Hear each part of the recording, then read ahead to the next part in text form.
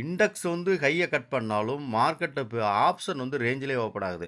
அப்ப ரேஞ்சில ஓப்பன் ஆச்சுன்னா என்னன்னா, நம்ம வந்து காலுடைய வெயிட்டேஜ் இல்ல. அப்ப கால நம்ம பை பண்ணலாமா? கூடாதா? அப்டின்னா, கால பை பண்ணலாம். எப்ப பை பண்ணலாம் அப்டின்னா, ஆ புட்ட விட கால் நம்ம பை பண்ணலாம். நம்ம ஏற்கனவே வந்து நிஃப்டியினுடைய லெவல் நான் நேத்திக்கே சொல்லியிருக்கேன். நிஃப்டியினுடைய சப்போர்ட் நமக்கு எந்த இடத்துல இருக்குன்னு பாருங்க. அந்த இடத்துல நமக்கு வந்து அந்த டைம்ல பர்ட்டிகுலர் டைம்ல சப்போர்ட் வந்து நிஃப்டி ஸ்பாட் எடுக்கு அப்டின்னா, நம்ம வந்து கண்டிப்பா வந்து ஆப்ஷன வந்து நம்ம பை பண்ணலாம்னு சொல்லியிருக்கேன். ஸோ, இன்னைக்கு நிஃப்டியினுடைய சப்போர்ட் எங்க அப்டின்னு சொல்லி காமிக்கிறேன் உங்களுக்கு நான்.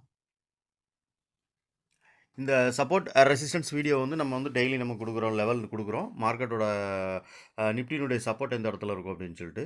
ஸோ, இங்க பார்த்தீங்க அப்டின்னா, நிஃப்டியினுடைய சப்போர்ட் எந்த இடத்துல எப்ப ஏற்படுத்திருக்குன்னு பாருங்க.